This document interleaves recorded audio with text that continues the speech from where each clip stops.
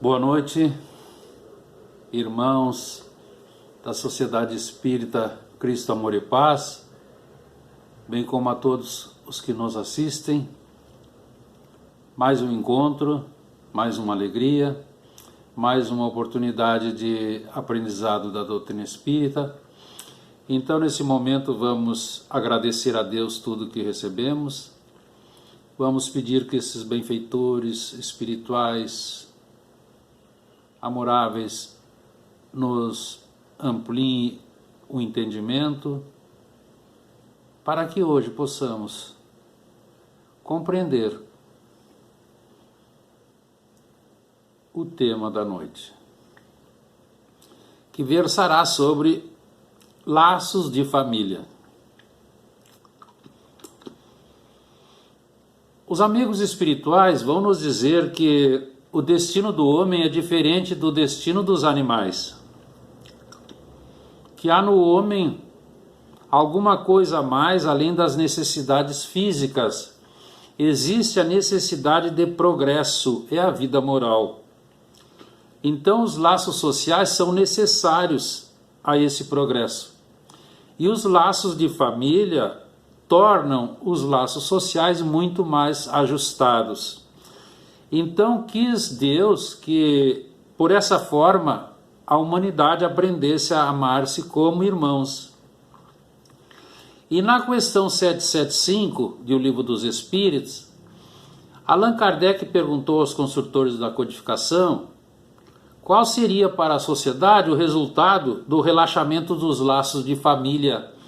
E eles responderam: um aumento do egoísmo. Então nós vamos encontrar que a família é a célula principal, é a célula máter de todas as sociedades. E é nela que vão desenvolver-se sentimentos, inteligência, e todos vão despertar para realizações superiores da vida, a fraternidade. Porque os espíritos sempre têm vindo nos avisar através dos séculos, conclamando e advertindo sobre a preservação do lar. E é nesse momento que nós vamos encontrar, então, essa família única, básica. Os amigos espirituais nos informam, é um laboratório vivo de aprendizados e experiências. Então é uma escola para a educação de todos os espíritos que buscam a sua felicidade, que, segundo o mestre, ainda não é deste mundo, mas que pode começar neste mundo.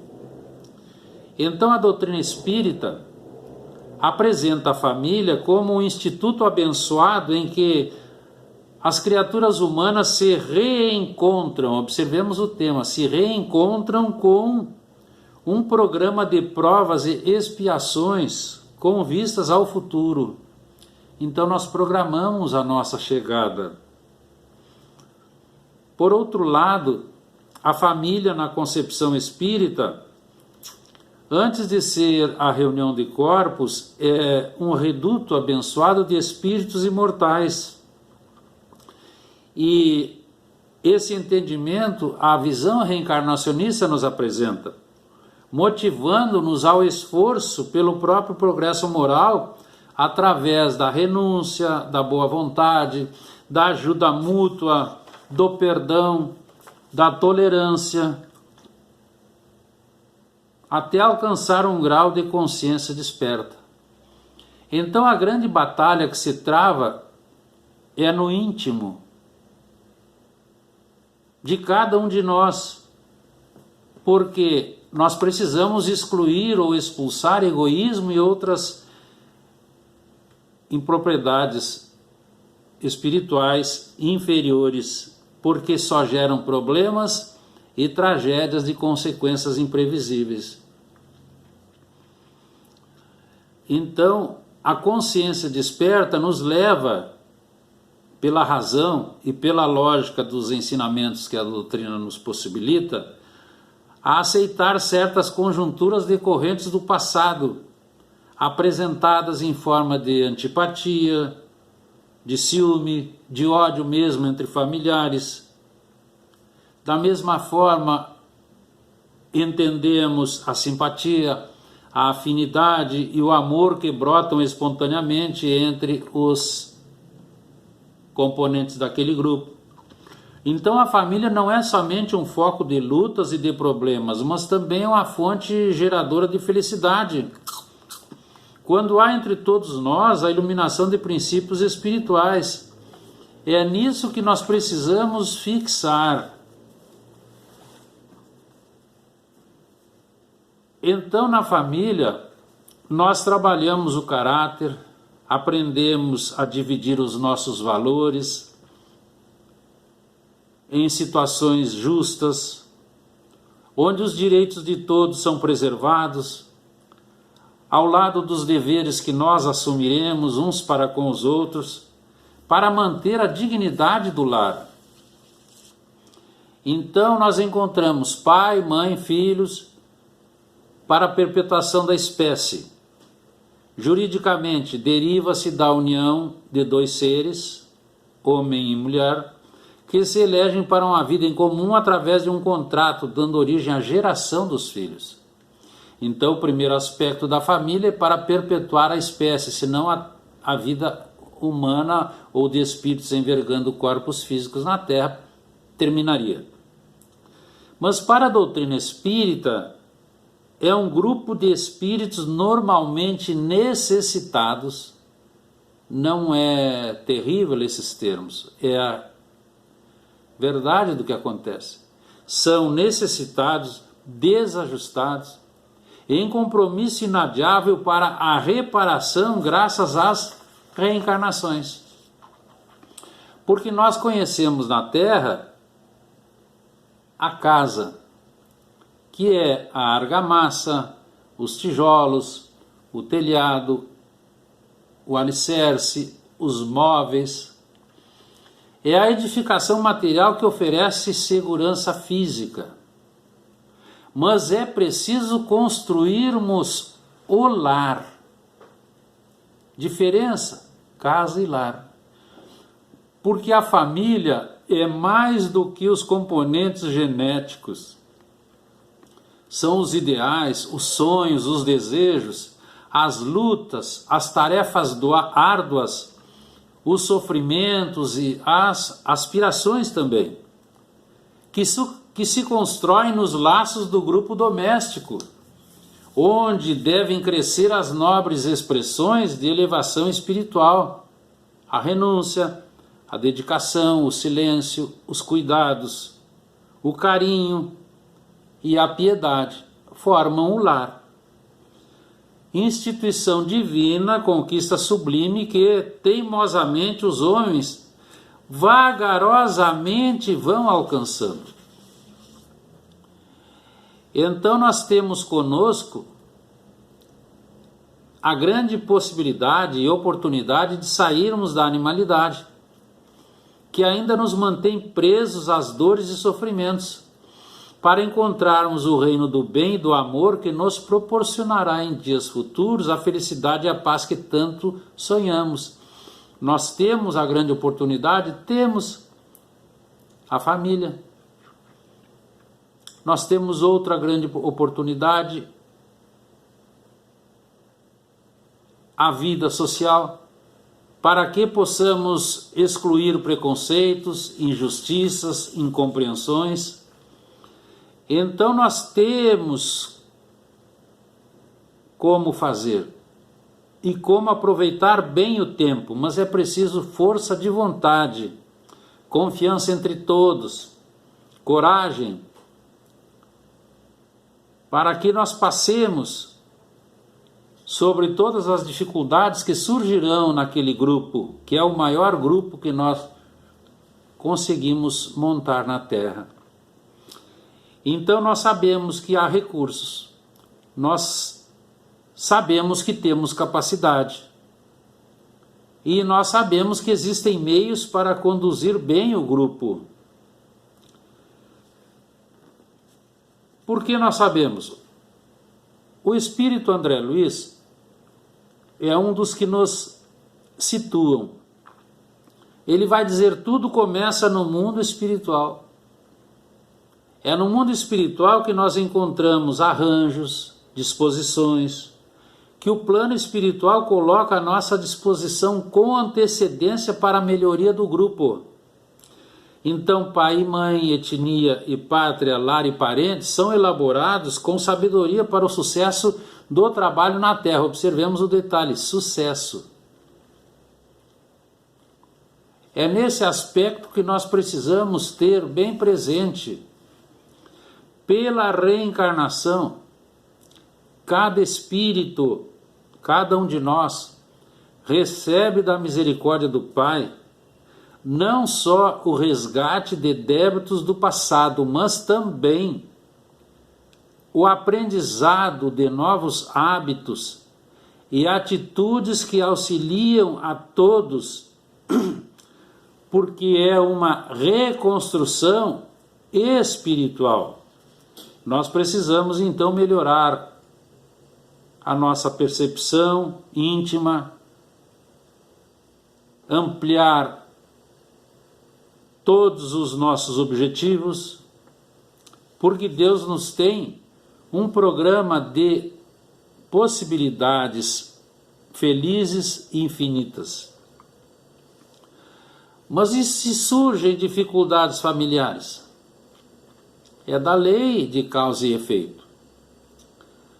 O bem e o mal de cada reencarnação se refletem na imediatamente posterior, exigindo maior trabalho dos espíritos para depurações e transformações para melhor. Então, as dificuldades familiares têm suas raízes na necessidade do espírito conviver com o mal ou o bem daquela oportunidade em que estagiou, porque ele produziu nas atividades da reencarnação anterior, e a cujos laços se encontra vinculado. A lei é causa e efeito. Então, muitas vezes é um lar difícil, os relacionamentos familiares são ásperos, alguns filhos ingratos, mães que dominam, pais que são autoritários, esposas indiferentes, alguns esposos que não valorizam. Mas os amigos espirituais nos dizem: o lar é a escola das almas. E a educação é um ato de amor. Então, a feliz necessidade que nós temos da família, porque nós teremos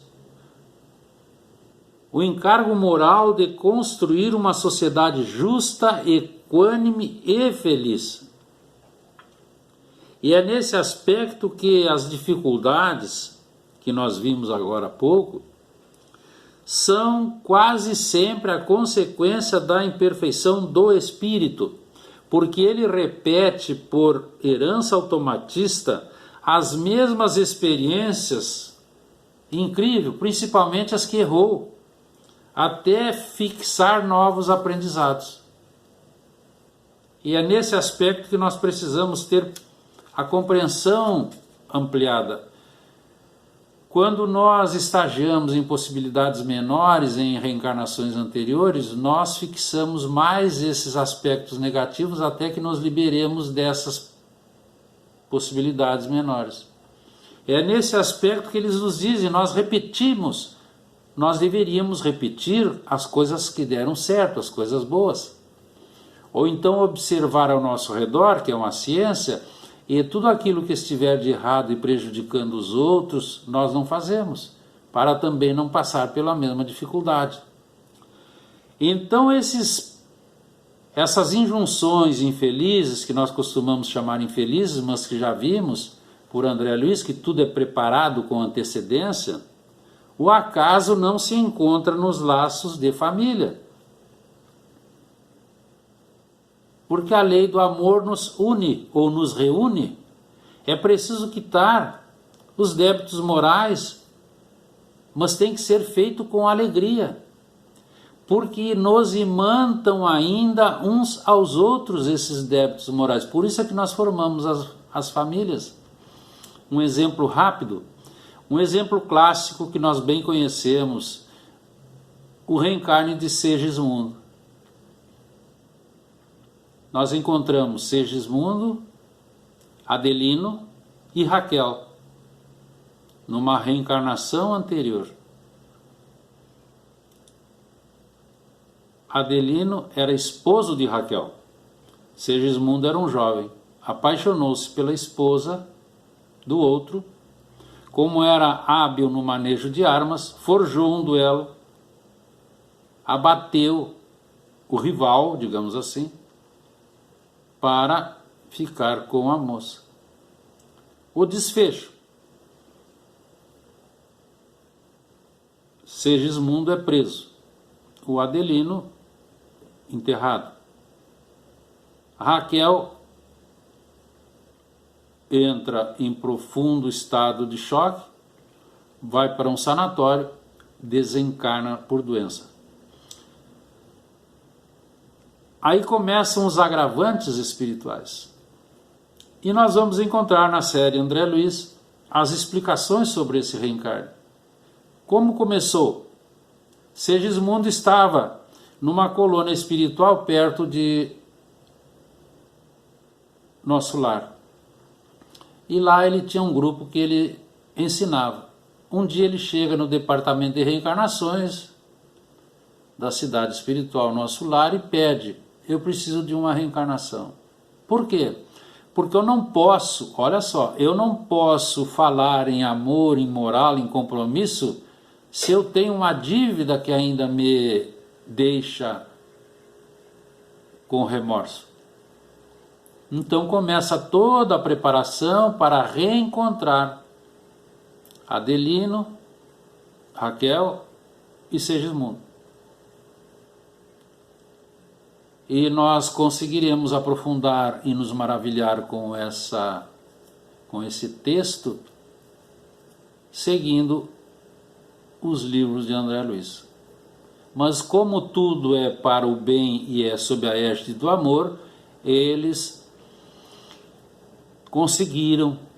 Adelino voltou, Raquel voltou, receberam como filho Segismundo, para cumprir-se e para sanar aquelas dívidas. Porque nós temos uma certeza: a dívida e o devedor andam sempre juntos. Por isso a equipe nem sempre é um jardim de flores. Muitas vezes é um ninho de preocupações, um espinheiro de angústias. No Evangelho segundo o Espiritismo, lá no capítulo 14, o mestre Lyonês vai nos trazer: honrai a vosso pai e a vossa mãe. E ele no item 8 vai falar da parentela ou da família corporal e a família espiritual. E lá então nós vamos entender: os laços do sangue não criam os laços entre os espíritos, porque o corpo tem origem no corpo, mas o espírito não tem origem no espírito, porque ele já existia antes da formação do corpo físico. Não é o pai nem a mãe quem cria o espírito de seu filho, apenas fornece-lhe o invólucro corpóreo, mas tem uma missão grandiosa como cooperador de Deus na reconstrução do mundo renovado do futuro, auxiliando filhos e filhas no desenvolvimento intelectual e moral, para que todos possam progredir dirigindo-se pelo caminho do bem. Nós então começamos a entender. Khalil Gibran vai nos dizer no seu poema: nossos filhos não são nossos filhos. E é nesse aspecto que nós precisamos compreender. Temos dois tipos ou duas espécies de família: pelos laços espirituais, duráveis, se fortalecem pela purificação e se perpetuam no mundo espiritual, através das inumeráveis reencarnações. E nós então temos famílias espiritual, muitos no mundo espiritual, como temos a nossa família consanguínea. Expressam-se por afeições recíprocas, gostos, sentimentos, pela comunhão de ideias, pela mesma vibração espiritual e pela satisfação em estarem juntos, lei de afinidade. Pelos laços materiais, frágeis como a matéria, se extinguem com o tempo e muitas vezes se dissolvem moralmente já na existência atual. Então, dívidas existentes de etapas anteriores os torna quase estranhos, afastando-os uns dos outros por vibrações negativas, tornando-os antipáticos e incompatíveis. Por isso é que Jesus perguntou quando falaram a ele: estão aí tua mãe e teus irmãos? Quem é minha mãe? Quem são meus irmãos? Então, através da reencarnação, mais se afirmam esses laços. Porque, generalizando-se o amor universal, nós voltamos aos mesmos lugares, onde podemos receber os benefícios de maior progresso espiritual. O transitório esquecimento do passado facilita esse recomeço, dando maiores entendimentos, dando maiores oportunidades para que nós possamos sair daqui todos fraternos amigos. É então que o laço de família quebradiço, como vimos, se torna num laço eterno que não se desfaz. Então, no mundo material, muitas vezes o filho rebelde retorna na condição de pai, a esposa que foi ultrajada volta como mãe abnegada, o criminoso reinicia ao lado da vítima antiga, o suicida retoma com as ligações e limitações que deu origem a partir do ato impensado. De igual maneira, a impiedade, o ultraje, o abuso de qualquer natureza constroem o suplício da miséria física, a miséria moral, como medida educadora de que necessita o autor, porque é um espírito rebelde à lei do amor. Mas a cada momento surgem novas oportunidades para refazer o caminho, esquecendo o mal e fazendo o bem que estiver ao nosso alcance, para que possibilitemos a nossa libertação íntima de nós mesmos e a continuada evolução. Então eles vão nos dizer: é no reduto doméstico, por trás das paredes que nos isolam do aplauso público, que Deus nos experimenta a madureza mental. Nós estamos incessantemente convocados a sustentar os familiares que precisam de nós, não apenas na parte material, mas também apoio, compreensão, disciplina e exemplo, principalmente o exemplo, resguardando as forças que nos assegurem felicidade. É impossível auxiliar o mundo quando ainda não conseguimos ser úteis a 5 ou 6, até menos, criaturas na casa em que a vontade de Deus nos colocou a nosso pedido. É indispensável sanar com alegria esses débitos. É nesse aspecto que eles nos informam: a família é uma obra de amor, onde nós pedimos para ingressar trabalhando e servindo, para conseguir a vitória sobre as nossas sombras milenares. Então todos nós temos alguém que nos ama e nos impele para a frente. Em cada companheiro que partilha a nossa consanguinidade, nós temos um livro de lições, que às vezes nos detém o passo por tempo enorme no esforço da repetência. Cada um deles nos leva a desenvolver determinadas virtudes. Um é a paciência, outro é a lealdade, e ainda em outros é o equilíbrio, a abnegação, a firmeza, a brandura. Então, não devemos fugir desse cadinho fervente. de lutas que a vida nos coloca no telhado ou sob o telhado onde nós respiramos, para que possamos bem administrar em conjunto, os conflitos que nós geramos em passado. Então é nesse aspecto que os amigos espirituais nos dizem: nós precisamos ter tolerância. Para quê? Para que nós possamos exercer a vera caridade. Senão, nós estaremos falhando. É nesse aspecto que nós vamos encontrar os amigos nos dizendo a necessidade, contudo, de que nós nos preparemos para viver no mundo, mas nós precisamos nos preparar no seio do nosso grupo familiar. É nesse aspecto que a proposta da doutrina espírita, ela colabora ativamente com todos nós, nos apoiando, nos esclarecendo, nos dando oportunidades para que tenhamos uma família harmoniosa e feliz. É no ambiente familiar que nós aprendemos.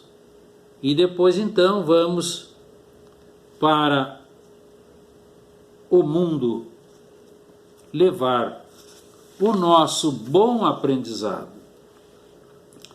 Porque a benfeitora espiritual Joana de Ângeles, ela vai nos dizer: o destino da sociedade está indissoluvelmente ligado ao destino da família, porque a família constitui a base, o alicerce onde se inicia a experiência da fraternidade universal.